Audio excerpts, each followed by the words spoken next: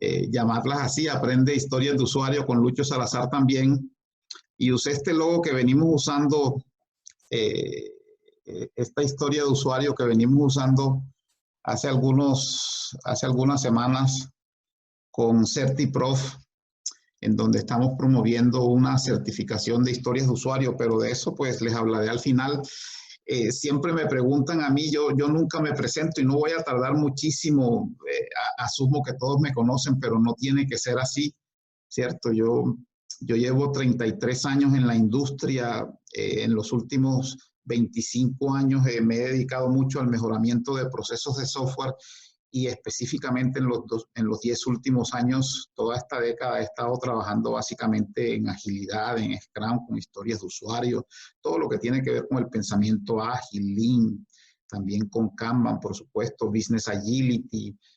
Soy LST, License Scrum Trainer de Scruming, la organización de Jeff Sutherland, el co-creador de Scrum. Soy facilitador de Management 3.0, soy el traductor de la guía de Scrum al español, en fin, y de Nexus también.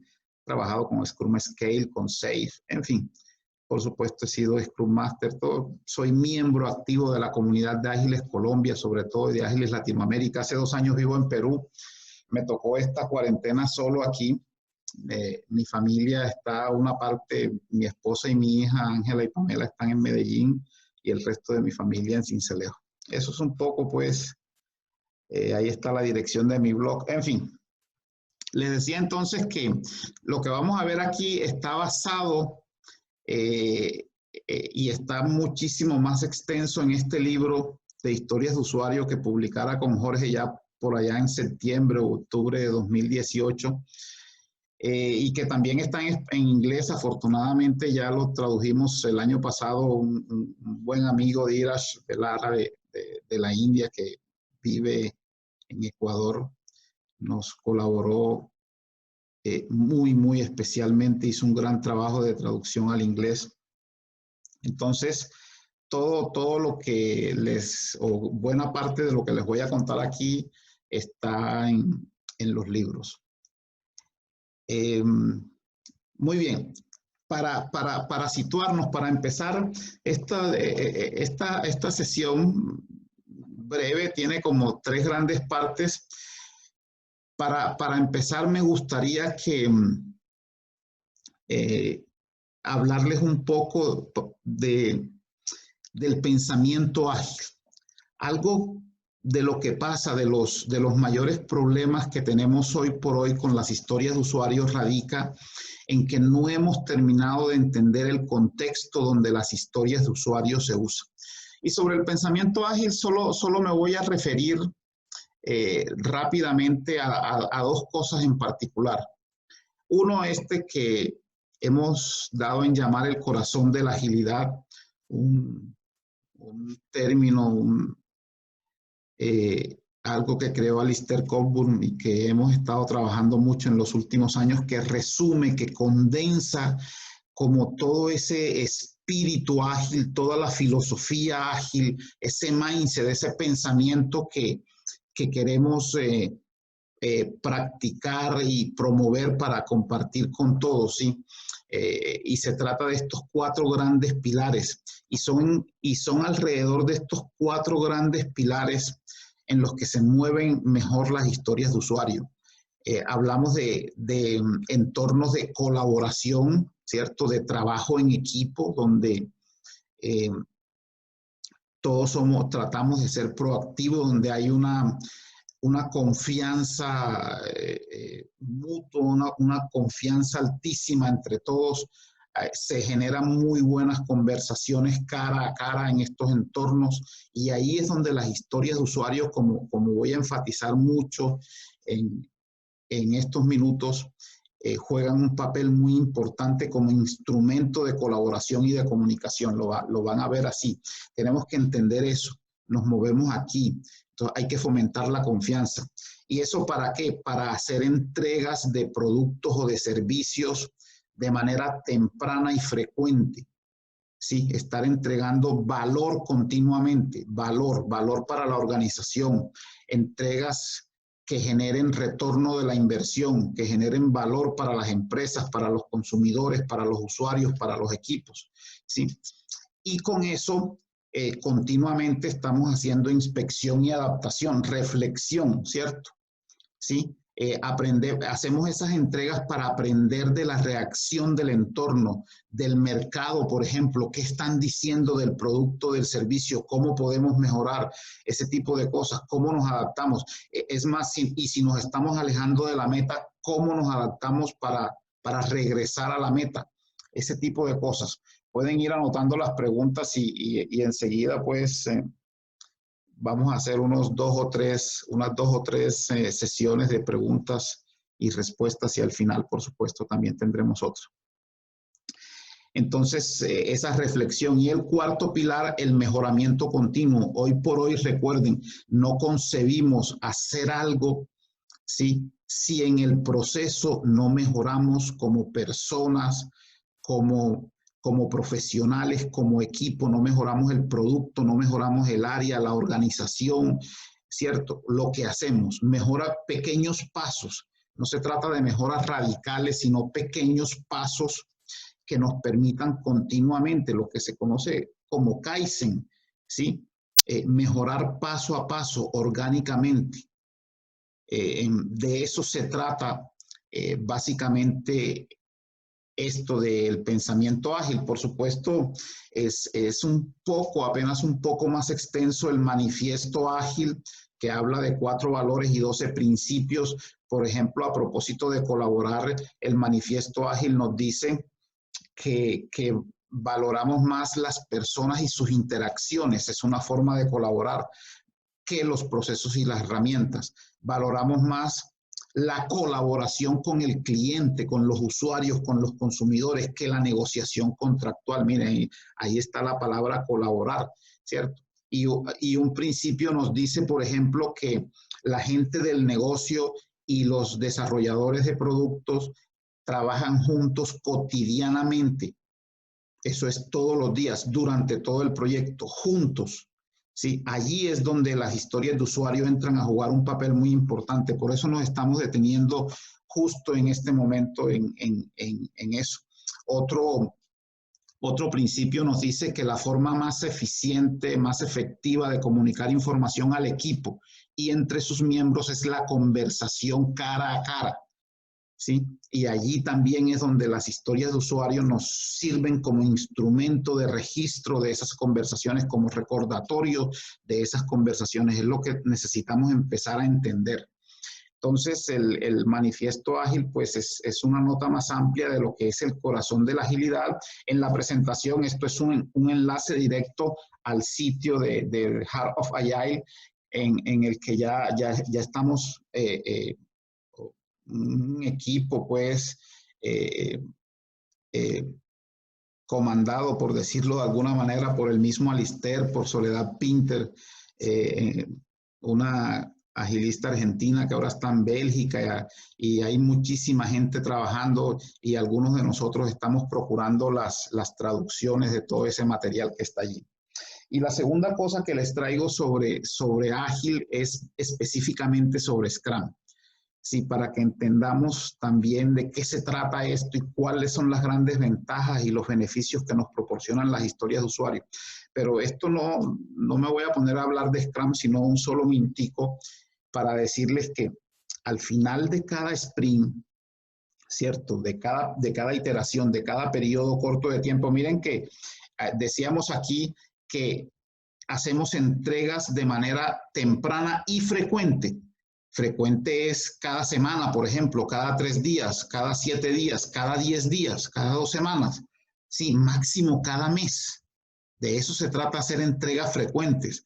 En el mundo en el que nos movemos hoy, en los contextos donde nos movemos hoy de altísima complejidad y volatilidad y de incertidumbre, como lo que estamos viviendo hoy día, ni más faltaba, en Perú estamos en el día 50 y tanto de la crisis, del aislamiento.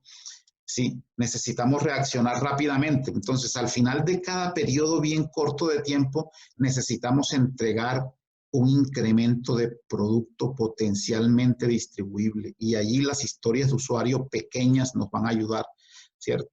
Hay que tenerlo en cuenta mucho. Esto es uno de los de las grandes metas que perseguimos, por ejemplo, si usamos Scrum, y es que en cada sprint tenemos que ayudar, tenemos que promover que se entregue este incremento. Bueno, eso era pues para contarles un poco sobre de qué se trata esto de la agilidad y de Scrum y en qué entorno, en qué contexto usamos mejor las historias de usuario y por qué. Voy a revisar si de pronto tienen alguna pregunta.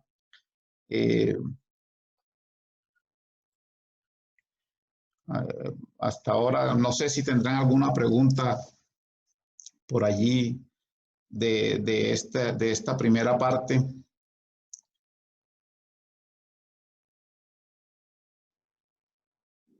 Por ahora no, nos dice Juan Santiago. Bien, avancemos entonces.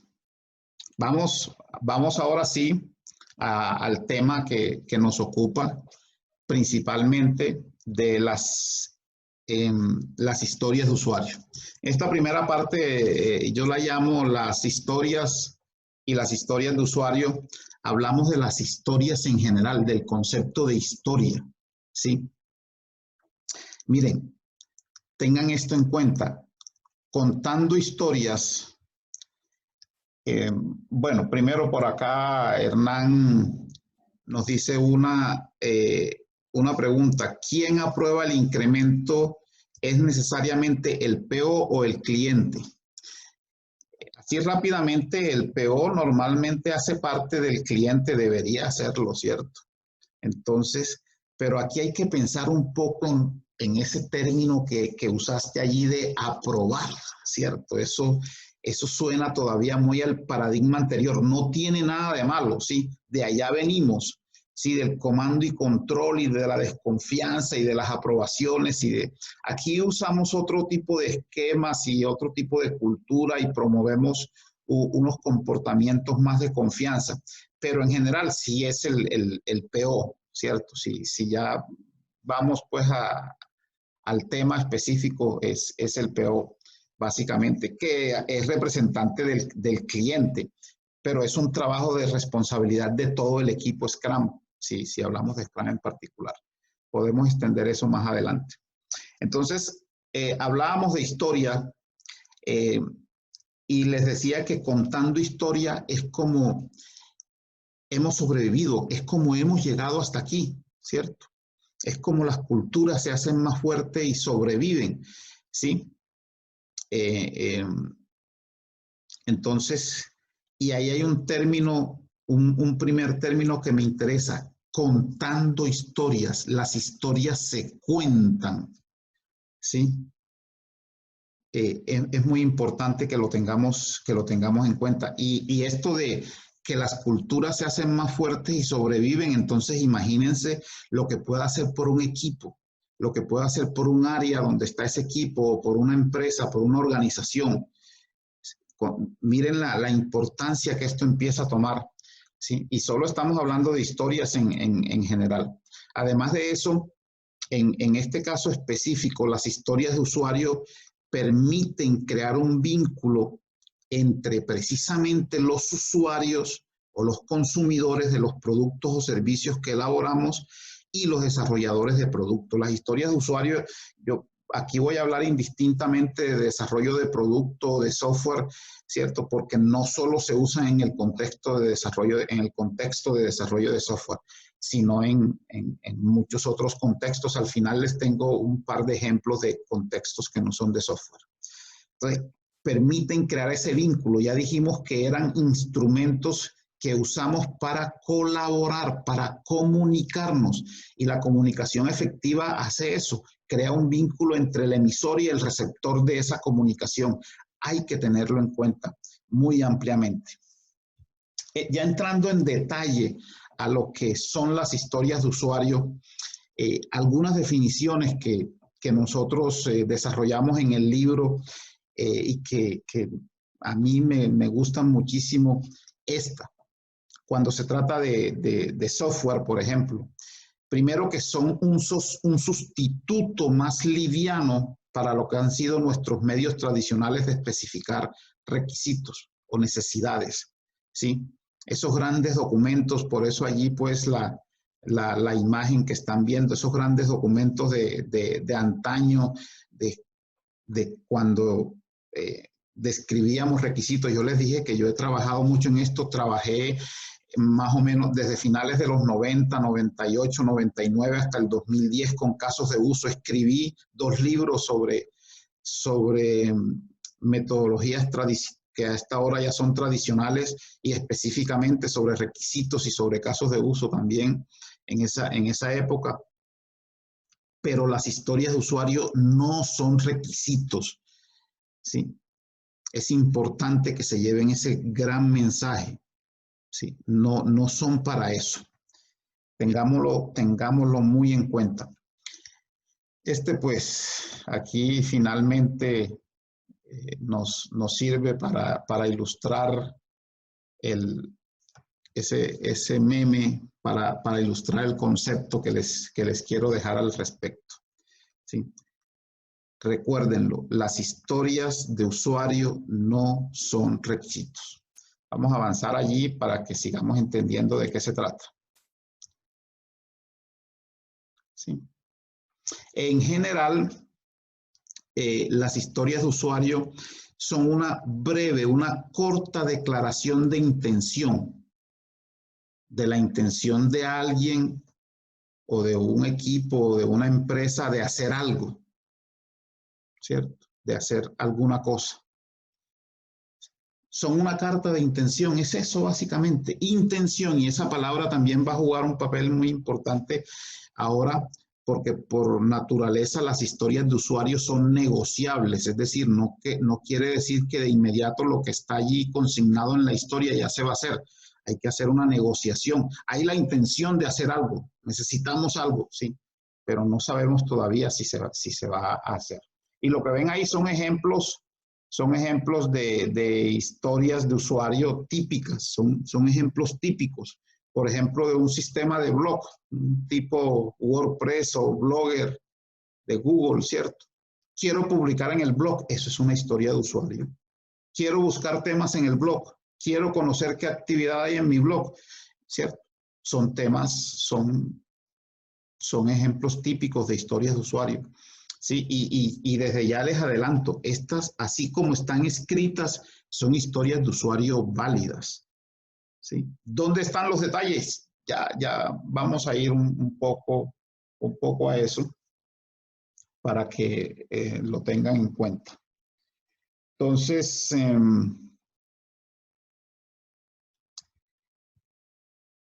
avancemos un poco aquí. Enseguida vemos qué preguntas tienen. Y la otra gran definición que me gusta muchísimo y que hemos usado a través de todos estos años es esta. Las historias de usuario son un recordatorio de una conversación. Otra vez la palabra conversación, ojalá cara a cara. En esta época de crisis estamos aislados, pero viene bien la cámara. En fin, una conversación normalmente a tener en el futuro. O si ya se tuvo, son el registro. Una historia de usuario es el registro de esa conversación. ¿Sí? Entonces miren qué tan interesante.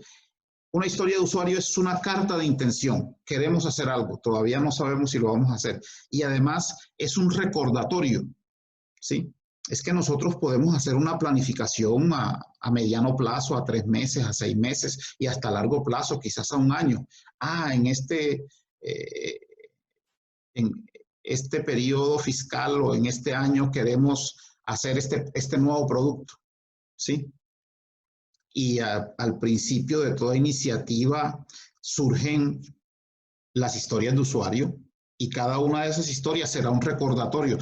Pero esto lo quiero para el primer trimestre, aquello otro lo quiero para el segundo trimestre, luego haremos más en el tercer trimestre y así. Entonces, dentro de 4, 5, 6 meses, oye, hace 6 meses tú me dijiste ¿Recuerdas que me dijiste que querías esto en el producto o servicio?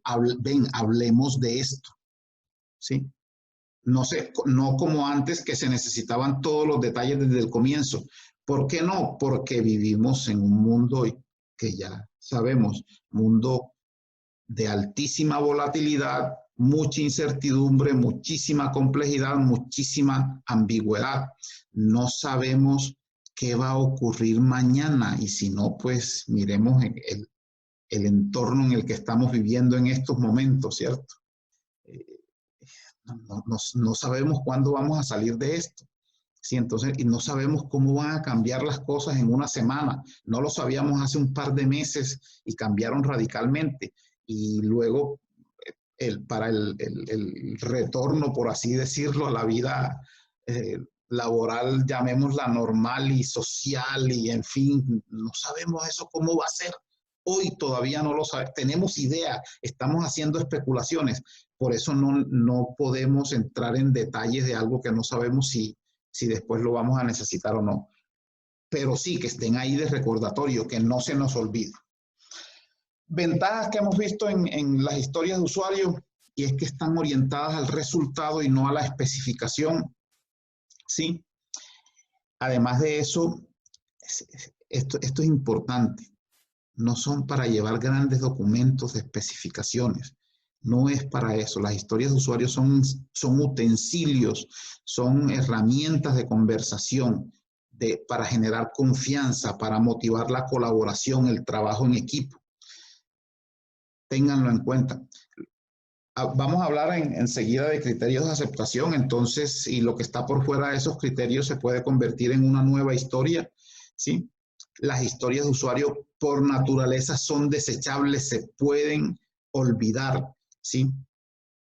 Después de que las desarrollemos, las implementemos, eso quiere decir que no llevamos versiones. Si nosotros usamos historias de usuario, digamos, para hacer muebles, somos una fábrica de muebles, ¿sí? O hicimos hacer una silla, es una historia de usuario. Ah, no, es que a esa silla hay que agregarle un brazo. No es la versión 2.0 de la silla, no es la versión 1.5, ¿cierto? No es la actualización, no. La silla con brazos es una nueva historia. Hacer una silla con brazos, solo que la silla inicial ya estaba hecha, ¿cierto? De eso se trata, de que se pueden olvidar. Y además de eso, no quedan escenarios sin probar, y máxime si estamos usando técnicas como BDD y TDD. No vamos a hablar de ello ahora, pero ya miraremos un poco para que lo tengan en cuenta allí. Sí.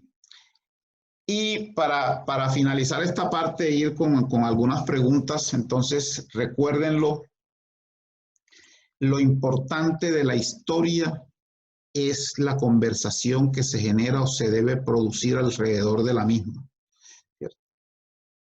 No es el documento escrito, no es que quede claro. Hoy preguntaban en un foro, es que el PO no, el dueño de producto no sabe cómo escribir los criterios de aceptación, es que, y a mí me suena eso a que, y el equipo se queja, me suena esa que alguien está entregándole quizás vía el Scrum Master las historias de usuario al equipo de desarrollo, y las historias de usuario no son para transportarlas en un documento y decir, ve, aquí están, defiéndanse como puedan, no.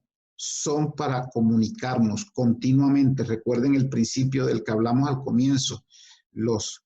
La gente del negocio y los de desarrollo de productos trabajamos juntos cotidianamente. ¿Qué parte de cotidianamente no hemos entendido? Eso significa todos los días, durante todo el proyecto. Entonces, y para eso son las historias de usuario, para conversar sobre un tema específico, ¿sí?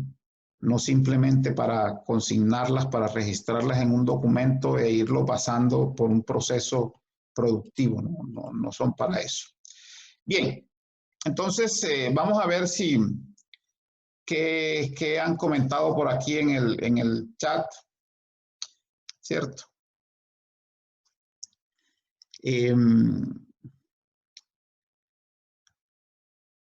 Por aquí nos dice Eddie Duarte, si la idea es no manejar aprobaciones, ¿cómo se recomienda hacer para que los usuarios no estén cambiando el alcance de los requerimientos como ocurre frecuentemente? Ese es un trabajo de fondo, es un trabajo que hace parte de la cultura, ¿cierto? Ya el trabajo cultural, el cambio de comportamiento que hay que empezar a promover. Para eso, si trabajamos en sprints, en iteraciones cortas, es uno de los grandes beneficios de trabajar en iteraciones cortas, por ejemplo, de máximo 2 semanas, ojalá más cortas que eso. Entonces, miren que es, a medida que la iteración es más corta, es menos probable, la probabilidad de que ingrese un cambio es menor. Y tratamos de que no haya cambios durante un sprint. Es que el siguiente sprint empieza máximo en 2 semanas, espere, y lo introducimos. Es que los cambios van allí. Hay que hacer ese trabajo, ese cambio cultural ahí, de pensamiento, en la forma en la que la gente ve las cosas, ¿cierto? Y por supuesto, cuando hablamos de los usuarios, recuerden que los usuarios en los equipos hoy, sobre todo en los equipos Scrum, tienen un representante que es el dueño de producto. Y al dueño de producto, e igual a toda la organización, hay que acompañarlo, los Scrum Masters, los coaches ágiles o los agentes de cambio en general, tenemos que acompañar todo ese proceso. Es que nos quejamos. Yo siempre cuando veo este tipo de preguntas dicen, no, pero es que aquí en la empresa no dejan, no, eso no es así, eso es la realidad. Pero por supuesto que no es así porque venimos de un paradigma anterior, ¿cierto? La gente se comporta como sabe comportarse y las empresas también. Entonces hay que empezar a enseñarles y por eso es que en Scrum decimos que el Scrum Master es un líder al servicio del equipo de desarrollo, del dueño de producto y de la organización. Es la persona encargada de enseñarle a todos los actores, en este caso a toda la organización, cómo interactuar con el equipo, a los dueños de producto, cómo interactuar con el equipo, al equipo, cómo interactuar con el dueño de producto, al resto de la organización, cómo interactuar con el dueño de producto y con el equipo, y así, y de acompañarlos en el proceso, a todos, ¿cierto? Entonces es un trabajo profundo. No me quiero extender muchísimo, he hablado de esto y he escrito mucho, en mi gazafatonario van a encontrar mucho de eso al respecto. Pero podemos tener otras sesiones interesantes. ¿Dónde podemos encontrar el video? Bueno, al final hablaremos de eso. Estos ejemplos, nos dice Hernán, son bien macros. ¿Cuál sería la diferencia entre historia de usuario y épica? El último artículo que escribí esta semana, Hernán, habla precisamente de eso. Se llama algo así de temas y de épicas y de otras etiquetas de las historias de usuario. Aquí vamos a hablar de historias de usuario pequeñas y allí, entonces, ahora en un momento y allí voy a anotar la diferencia entre una historia de usuario y una épica. Pero créanme, no es tan importante eso. Bueno, Juan David, por supuesto, nos habla de entorno Juca. Un Cristian Raúl, un PO que no se responsabiliza, pero hay que enseñarle, hay que acompañar al PO, ¿cierto? Ojo que yo insisto mucho en eso, nos estamos quejando mucho de los dueños de producto y no los estamos acompañando. Es que ese PO no sabe, es que no está preparado, es que no, enseñarle, primero enseñarle y luego acompañarlo, ¿cierto? Enamorarlo del proceso, de lo que estamos haciendo, si esto es muy novedoso para ellos. Si a nosotros mismos, si al mismo equipo que para quienes debería ser natural todo este pensamiento ágil, muchas veces no lo es. Ahora imagínense para una persona a la que hoy le dijeron un viernes a las 6 de la tarde, oye, a partir del lunes eres PO, uy, ¿y eso con qué se come? En fin. Mauricio nos dice que la historia de usuario puede o se debe desglosar en varios criterios o cada criterio es una historia. Los criterios de aceptación pueden llegar a ser historias de usuario, sí. Pero en general, cuando una historia de usuario está lista para implementarse, esos criterios de aceptación son límites pequeños, están muy bien delimitados, precisos, ¿cierto? Eso hay que tenerlo en cuenta. Muy bien. Por aquí nos dice Cristian que una ruta de acompañamiento y habilitación para POs, sí, es algo así. Alejandro Hernán, es probable que la empresa con los usuarios stakeholders no sea la mejor, pero esa es una responsabilidad nuestra, volverla mejor. Miren que es uno de los 4 pilares de la agilidad, los que están ahí en el corazón de la agilidad. Mejora continua. Y antes de ese, reflexión, inspección y adaptación, ¿cierto? Es una cosa de estar haciendo experimentos continuamente y con ello mejorar y mejorar, ¿cierto? Muy bien, avancemos un poco entonces. ¿Cómo lucen las historias de usuario? Ahora sí, les había mostrado unos ejemplos y les dije, son ejemplos, son historias válidas. En el libro nosotros desarrollamos distintos formas de establecer historias de usuario, de registrarlas en un documento, por ejemplo. Esta es una. Ahí ven un ejemplo. ¿Sí? Registrar datos personales, similar a las que vieron hace un momento. Quiero ver qué temas hay en el blog. Oye, Lucho, uy, pero ¿y eso así? ¿Eso es una historia de usuario? Sí, pero miren lo que dice arriba. Nivel de madurez del equipo y del dueño de producto alto. ¿Qué quiere decir eso? Que es un equipo, que es un dueño de producto, que es una organización que ya lleva su camino recorrido en agilidad, ¿cierto? Seguramente ya lleva varios años, ya se han hecho muchos experimentos, ya hay mucha gente, como decimos, subida en el bus, ya hay mucha gente que entiende, hay un entorno de confianza, ¿cierto? De colaboración, ¿sí? De verdadero gana-gana, ese término que yo he visto toda la vida, pero mentiras que no, aquí sí, ya ese camino está recorrido, entonces esto es válido. Y en donde ya sí se cumple sí se interiorizó y se practica y se promueve ese principio, que los desarrolladores y el negocio trabajamos juntos cotidianamente. ¿Sí ven? De eso se trata, por eso me detuve al comienzo unos minuticos en eso en el tema de fondo realmente, que muchas veces el problema no es de esta técnica de las historias de usuarios, sino de que no estamos promulgando, interiorizando y practicando los principios y los valores de la agilidad. Entonces, esto es válido. Otro ejemplo, no traigo todos los que están en el libro, son solo algunos, pues, porque no tenemos todo el tiempo del mundo. El título y la descripción que hizo popular Mike Cohn en su libro de User Stories Apply de 2004, pero él no se inventó ese formato. Recuérdenlo, hace un par de semanas por allí escribí un artículo sobre la historia de las historias de usuario. Ahí van a encontrar quién inventó este formato, una chica en una empresa inglesa llamada Conextra, Rachel Davis se llama. En fin, entonces, que es uno de los que más se usa, este ejemplo. Aquí también, y esta es una historia de usuario válida totalmente. Y otro, un nivel de madurez más intermedio, no hemos avanzado tanto, ¿cierto? Registro de datos personales con un boceto, también. Quise traer precisamente por eso, porque muchas veces no nos parece. Me sirve para desmitificar ese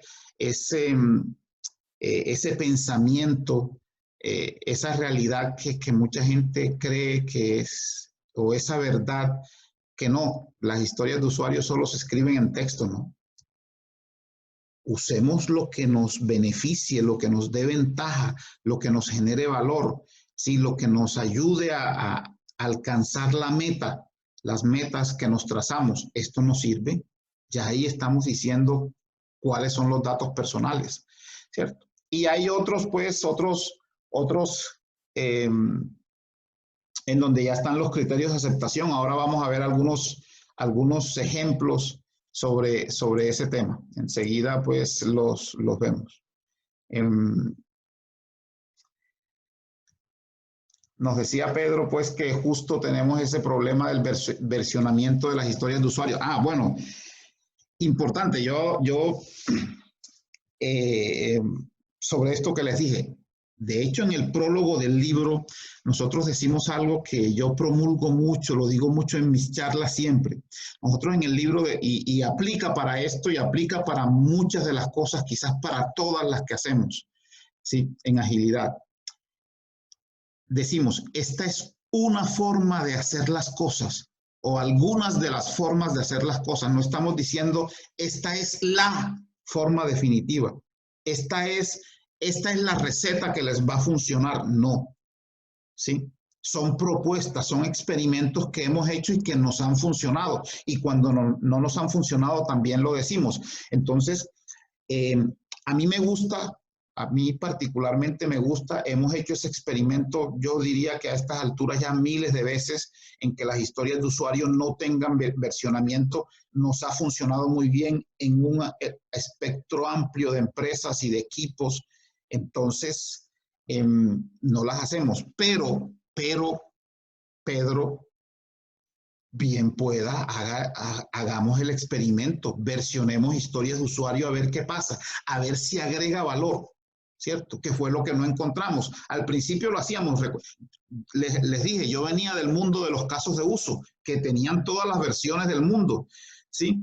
Y entonces, no, las historias de usuario, versionemos historias de usuario, y me empecé a dar cuenta de que eso no tenía ningún valor. Por eso dejé ese versionamiento y empecé a proponer historias sin versionamiento, historias desechables, ¿sí? Pero bienvenidos los experimentos, para eso son. Evelyn nos dice, ¿se puede decir que los requisitos serán los criterios de cada historia?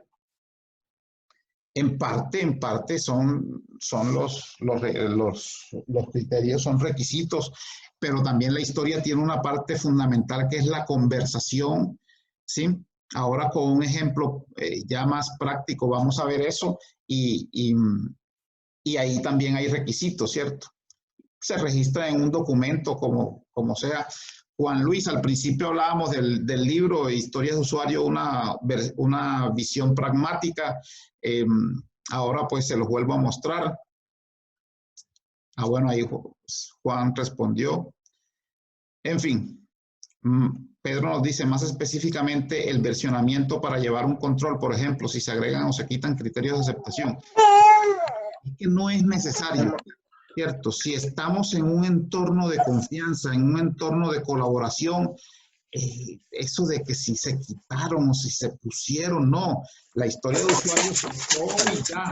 Y si mañana se agregó otro criterio, tiene que implementarse.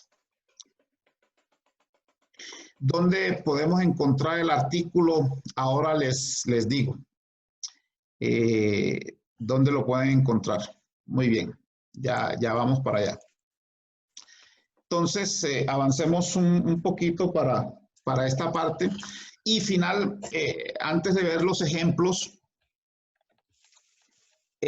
nosotros ya llamamos historias de usuario altamente efectivas a las que cumplen con los atributos INVEST.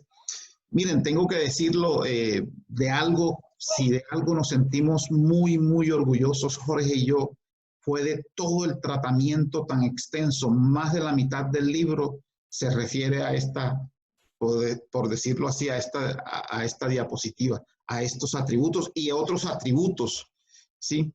Y agregamos otros atributos. De hecho, hablamos de Invest Plus Plus o de Invest Más Más, ¿cierto? Por allá.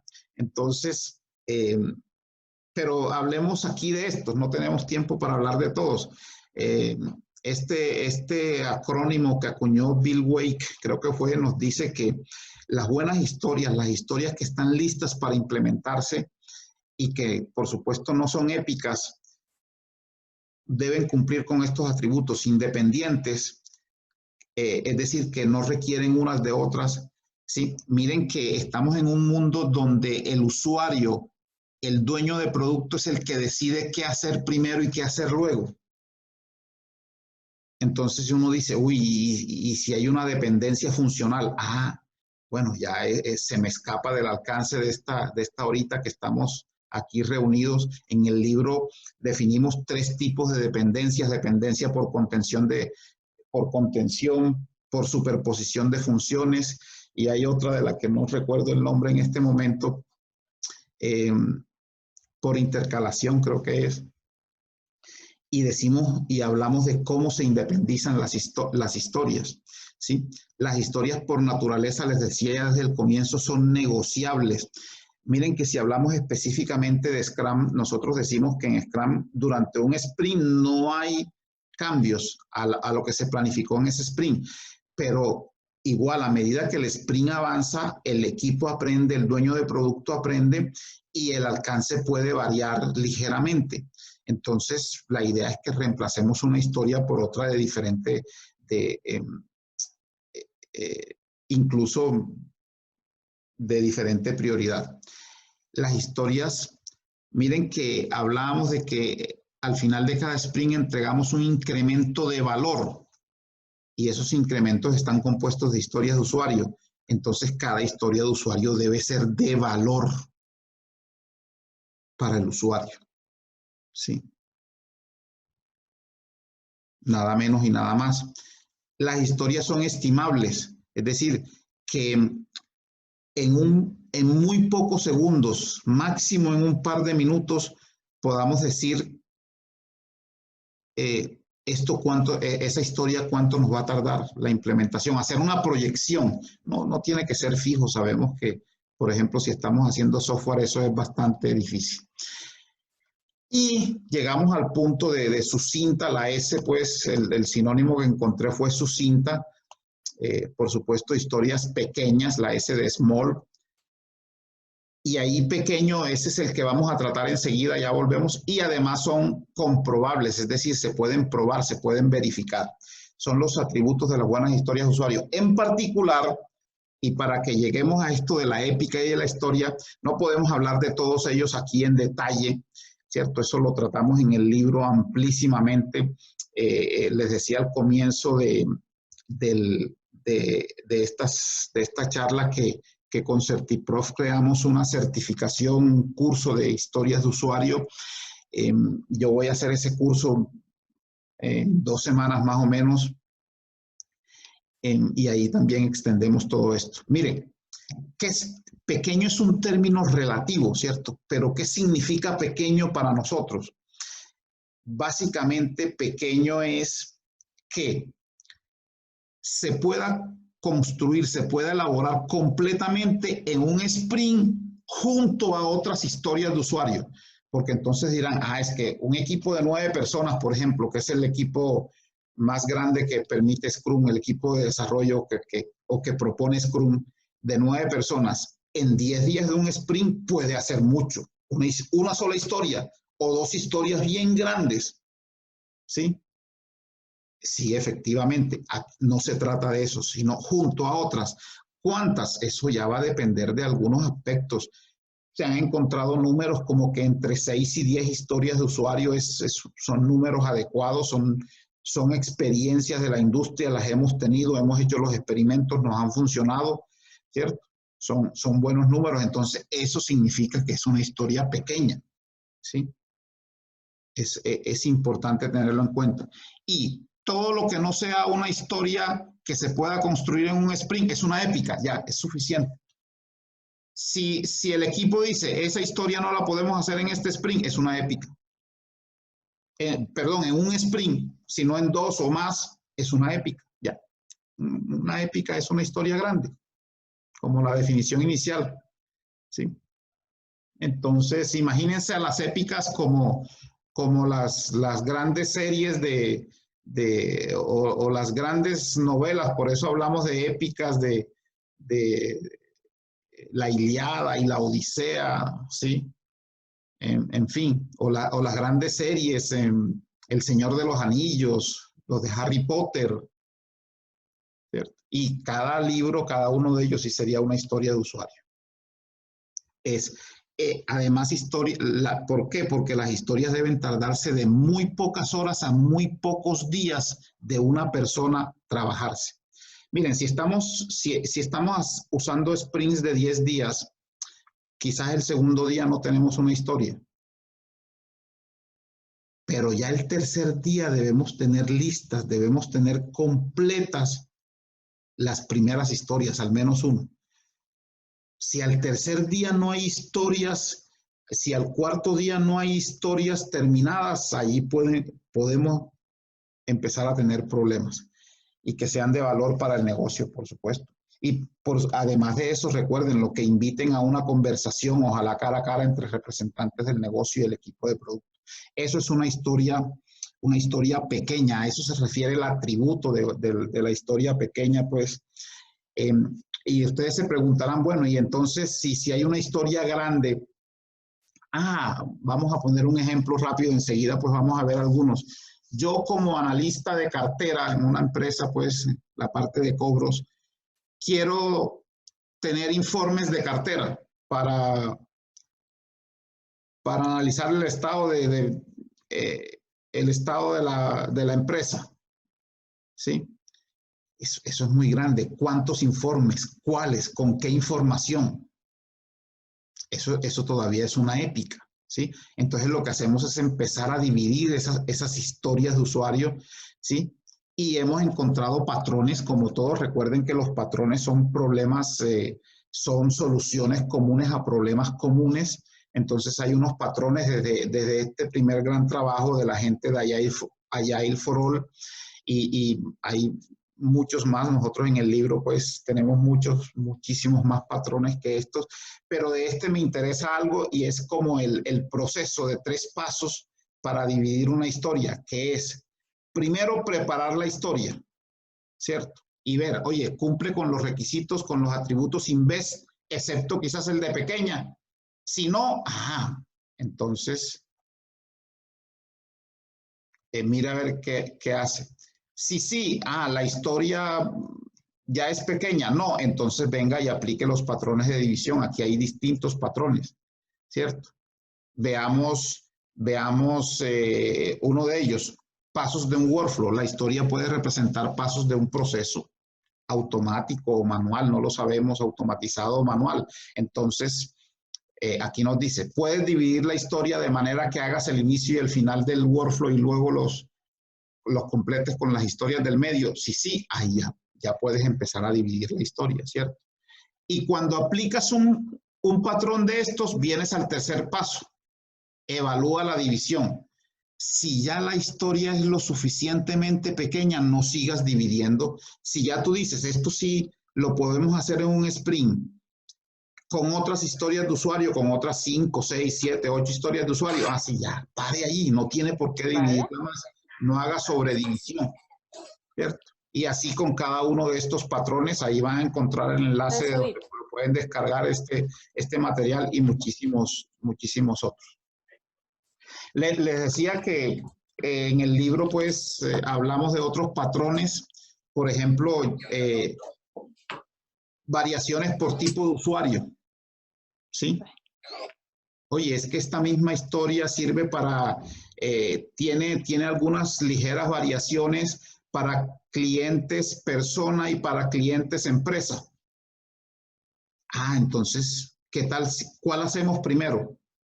La de clientes, y ya el dueño de producto nos dirá, me interesa más a clientes empresas, porque es que a pesar de que yo solo tengo, qué sé yo, 10,000 clientes empresa y 5 millones de clientes personas, pero es que esas 10,000 clientes empresa me proporcionan, me dan más plata que los 5 millones de personas, por decir algo. Entonces haga primero esa parte. Variaciones por interesado, ¿sí? En la organización. Oye, es que el gerente de ventas quiere esta funcionalidad, pero además el financiero quiere esta otra. Entonces, y vemos a quién atendemos primero. Y ya algunas más técnicas, variaciones por navegador. Sabemos que no es lo mismo si algunas funcionalidades varían, sí, o por plataforma. No es lo mismo iOS que Android o que Windows, en fin, ¿cierto? Entonces, decimos, oye, esta historia hagámosla primero para Chrome. Es que Chrome en Windows lo usa, qué sé yo, el 70, el 80% de la gente. O si se trata de una aplicación móvil, no, es que Android lo usa el 60%. Yo me he encontrado con gente que me ha dicho otra vez por lo de empresa, no, hagámosla primero para iOS. Solamente el 20% de nuestros clientes usan iPhone y iPads y no sé qué, pero es que esos son los que nos dan la platica, me han dicho, ¿cierto? El usuario es el que dice qué hacer primero, ¿sí? Entonces, ténganlo en cuenta, son otros patrones. Bueno, llegamos a la parte de ejemplos. Antes de ir a eso, veamos qué han dicho por aquí ustedes. Juan David, pues, que compartió muy amablemente, gracias. En el blog pueden encontrar, claro, toda esa información, aunque el artículo este último no está allí precisamente, ¿sí?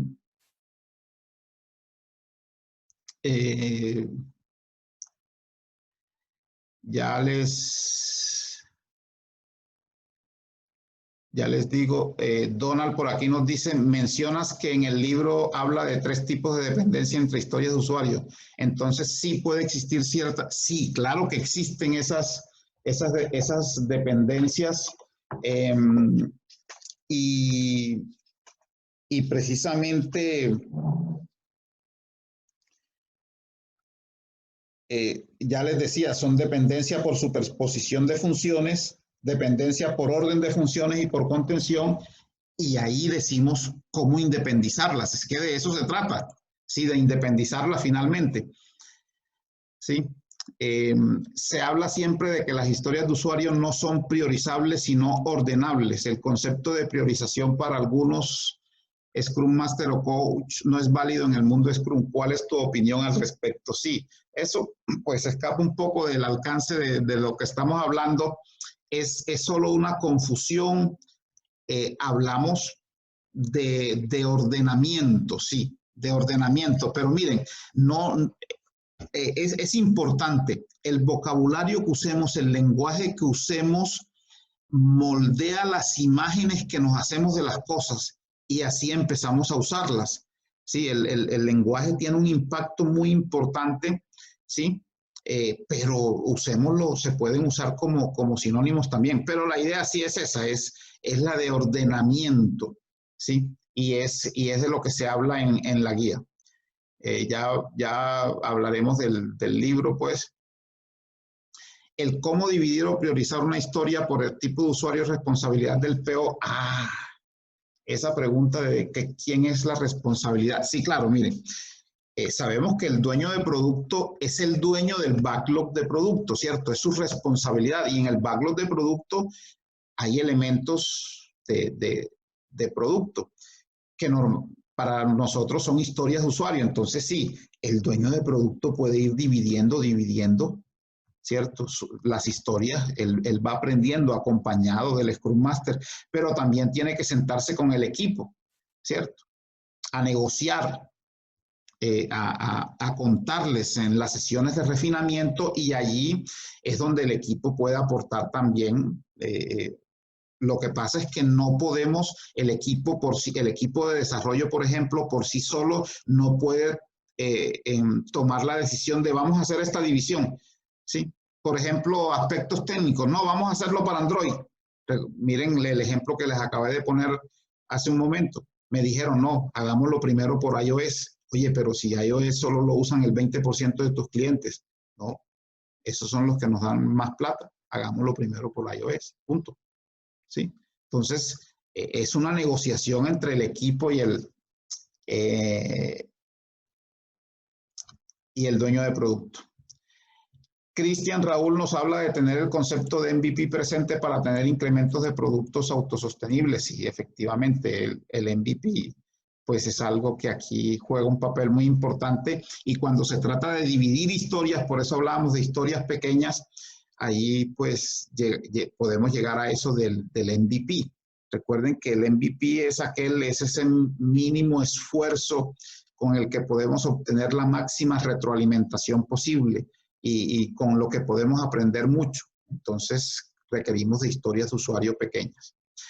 Y Alicia nos pregunta, ¿los requisitos no funcionales pueden quedar como historias de usuario o criterios de aceptación? interesantísimo, como una o como la otra. Sí, eso es lo bonito de esto. No hay una única receta, ¿cierto? Los hemos usado mucho como criterios de aceptación, sí. Si están bien delimitados, si están precisos, si están... Ahí es donde Paul de la Cruz entra con el tema de las historias técnicas. A eso me iba a referir con requisitos no funcionales y aquellas llamadas historias técnicas. Por ejemplo, cuando los sprints son más de desarrollo back que de front-end. Sí, miren, ya vimos que por naturaleza, y para eso la B de Invest en las historias de usuario son de valor. ¿Y de valor para quién? Para los usuarios, para la organización. Entonces, hacer un procedimiento almacenado no es una historia de usuario de valor. Algunos la llaman historias técnicas porque Mike Cohn en su libro de 2004 habló de historias técnicas, pero Mike Cohn, ya ese libro es viejito, por favor, ese es el papá, es el que nos enseñó sobre historias de usuario, ni más faltaba, pero el mismo Mike Cohn a partir de 2008 dijo, no, las historias técnicas no van, no, sí. Queremos conservar el concepto, el espíritu bajo el cual fueron creadas las historias de usuario en Extreme Programming, ¿cierto? Recuerden que las historias de usuario fueron creadas como una de las prácticas de Extreme Programming, entonces esas no van allí. Hacer un procedimiento almacenado, un job, un web service, ese tipo de cosas, son tareas de los desarrolladores, que seguramente van a servir para una historia que sí es de valor para el negocio. Con toda seguridad no vamos a hacer nada que no nos sirva, ¿sí? Entonces, tengámoslo en cuenta. Las historias son de valor para la organización, para los usuarios, para los consumidores, ¿sí? Y volviendo para cerrar el tema de Alicia de los requisitos no funcionales, entonces, desde ese punto de vista, eso hay que tenerlo en cuenta también, ¿cierto? Normalmente criterios de aceptación también, pero dependiendo del requisito que sea, pueden ser historias normalmente con criterios de aceptación. Hay requisitos funcionales que son complejos, ¿sí? Entonces pueden tener sus criterios de aceptación que los vuelven más precisos, menos ambiguos que eso. Muy bien. En la parte final de esta sesión, les tengo algunos ejemplos. Imagínense aquí simplemente un tweet, una funcionalidad de Twitter que es responder a un tweet publicado, ¿cierto? Como ven ahí, este es un ejemplo. Como usuario de Twitter, quiero responder a un tweet publicado para establecer contacto con el autor del tweet y generar conversaciones interesantes. Esa es la meta que quiero perseguir como usuario de Twitter. Miren que la gente interna de Twitter, estoy haciendo una especulación realmente, no he trabajado en Twitter, se sitúa en los zapatos del usuario de la red, ¿cierto? Entonces, y eso tiene unos criterios de aceptación. Oye, sí, pero ¿y eso cómo va a ser? ¿Dónde están los detalles? Véanlos aquí. Debo ser capaz de ingresar emoticones también. Debo ser capaz de hacer una encuesta con preguntas. Debo poder adicionar una imagen o un video. Debo poder vincular un GIF.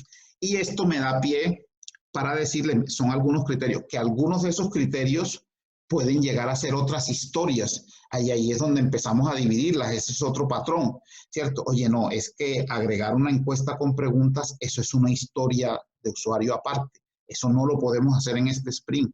Bueno, entonces implementemos la funcionalidad sin eso y más adelante implementamos, ¿sí? Implementamos esta otra. Miren que ahí hay una dependencia y hay que trabajar en la independencia de esas historias, ¿sí? Entonces, de hacer una encuesta con preguntas en la respuesta, que eso efectivamente se puede hacer en Twitter. Puse apenas esos 4 ejemplos, pues esas 4 características, ¿sí? Pero miren, algo que me interesa también mostrarles con este otro ejemplo, otra funcionalidad cuando aparecieron los hilos, ¿sí? En Twitter. Yo como usuario de Twitter quiero publicar tweets de extensión larga para expresar mejor mis ideas y ofrecer explicaciones más precisas y completas a mis seguidores, ¿sí? que es esta funcionalidad pues del más y de estos hilos que conocemos en Twitter, pues los que usamos Twitter. La otra parte importante de las historias de usuario es la conversación que se da. Hemos hablado amplísimamente, yo he insistido aquí mucho sobre eso. Esto es lo importante. Y esa conversación se registra, la grabamos en un audio. Si tenemos un escribidor o una escribidora que la escriba completamente en un video, en fin, registramos lo más importante, ¿sí? Entonces, en la conversación, la persona que quería esto en Twitter nos dijo, vea, es que a veces necesitamos más de un tweet para expresar lo que queremos. Un hilo en Twitter es una serie y nos define. Oye, nosotros le preguntamos como equipo de desarrollo, ¿y qué es un hilo? Ah, eso es una serie de tweets conectados de una misma persona. Ve, pero además los hilos te permiten conectar varios tweets entre sí para proporcionar más contexto, una actualización o para ampliar una opinión. Nos va contando cosas y nosotros anotamos todo lo que nos sirva, ¿sí? Igual si no alcanzamos a anotar algo, recuerden que estamos trabajando en un entorno ágil, hay que generar confianza, hay que trabajar juntos cotidianamente. Oye, si mañana tú me dijiste que los hilos permitían conectar, ¿qué cosa? Ah, varios tweets, te dije que varios tweets, cosas así, ¿cierto? Aquí ven más ejemplos de esa, ven algunos criterios de aceptación que no estaban acá, que surgen de esa conversación. Cada tweet de hilo puede tener hasta 280 caracteres y 4 elementos multimedia, ¿sí?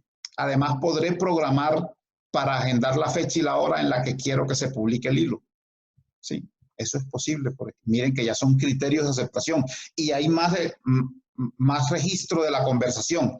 A la hora de la publicación, toma en cuenta que el sistema publicará el primer tweet a la hora exacta y los demás tweets del hilo se irán publicando con unos minutos de diferencia. Eso nos está contando el dueño de producto, ¿cierto?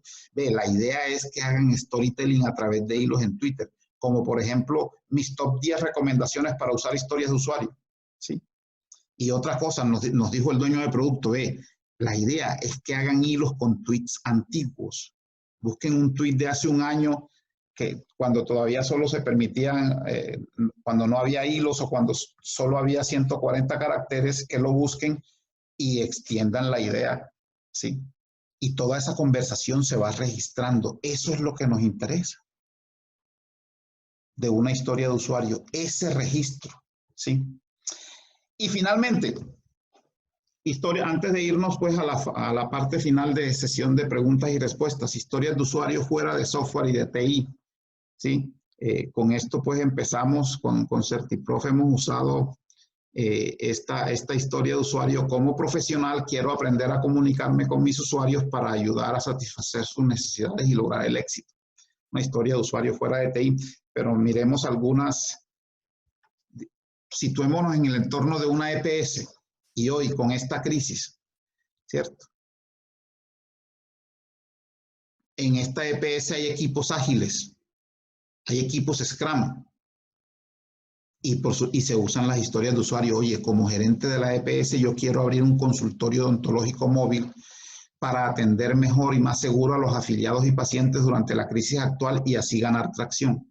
Y hay unos criterios de aceptación. Se debe crear al menos un móvil por cada especialidad. Se requiere de vehículos grandes y seguros para movilizar los equipos y las personas encargadas de brindar el servicio. El vehículo debe regresar a la IPS asociada luego de cada atención individual para un proceso de limpieza, ¿cierto?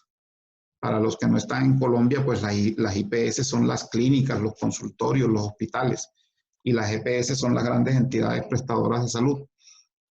O esta otra, como gerente de TI, quiero que mis colaboradores hagan teletrabajo para asegurar la salud de todos y de sus familias y poder seguir atendiendo a nuestros clientes. Criterios de aceptación, cada colaborador dispondrá de un laptop, diadema y celular. Mientras dure la emergencia, la empresa correrá con los gastos de conexión a Internet. Se realizarán reuniones diarias virtuales de 15 minutos. Historias de usuario fuera del ámbito de TI. Esto ya lo estamos haciendo hace tiempo. Entonces, y podemos seguir haciéndolo, no solamente para desarrollo de software.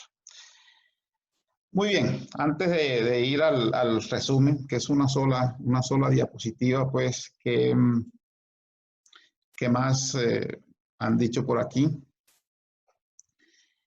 Bueno, Alicia pues nos dice muchas gracias. Las tareas deberían estar detalladas en el Sprint Backlog. Sí, ya eso es un tema de Scrum.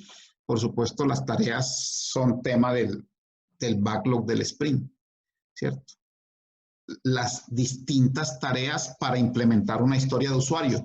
Cuando a un equipo le preguntan, oye, esta historia de usuario, ¿cuánto te lleva? Haz una proyección, una estimación de cuánto te vas a tardar en este sprint, ¿sí?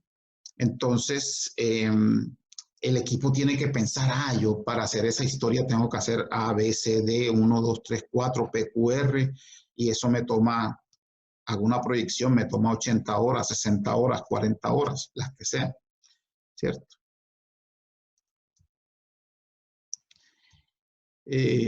Una historia es un POTS y debe ser el lenguaje funcional. Cada funcionalidad enmarca una historia. Sí, eso podría ser, ¿cierto? Recuerden que el dueño de las historias de usuarios, si estamos en equipos Scrum, es el dueño de producto, que no sabe nada técnico, ¿sí? Nada de tecnicismos, ¿cierto? Y igual ocurre con el gerente de la EPS, el presidente de la EPS. Él no sabe qué se necesita para implementar un consultorio móvil, entonces, pero habrá otras personas que van a hacer ese trabajo. De eso se trata. Muy bien. Qué bueno que me hayan acompañado hasta aquí. Para el cierre, simplemente lo que nos llevamos, ¿qué nos llevamos de esta charla? Recuerden, las historias de usuarios son una carta de intención, un recordatorio de una conversación.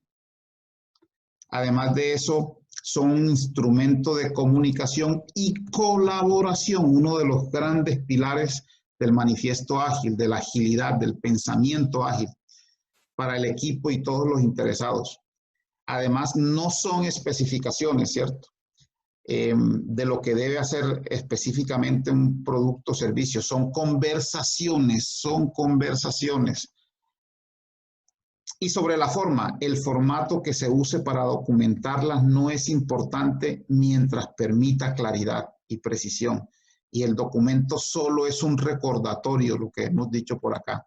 Además de eso, los atributos de toda buena historia de usuario lista para implementarse son los atributos INVEST, de independiente, negociable, evaluable, estimable, sucinta o pequeña y que se pueda probar, comprobable. Y además, sin esta no tenemos historia de usuario, no la tenemos, ¿cierto? Así como no importa si hacemos un buen, en Scrum lo hacemos bien y al final del sprint no entregamos un incremento. Y peor si no entregamos un incremento de valor, y cada historia de usuario debe generar valor al equipo, a la organización, a los consumidores usuarios del producto o servicio para el cual se elabora. Son de valor, ¿cierto? Sin duda alguna, si me preguntan cuál es el atributo más importante de una historia de usuario, es ese. Si no tiene valor, ¿qué importa que sea pequeña o que la negociamos o que sea independiente de las demás o que la podemos probar? Si no es de valor para nadie.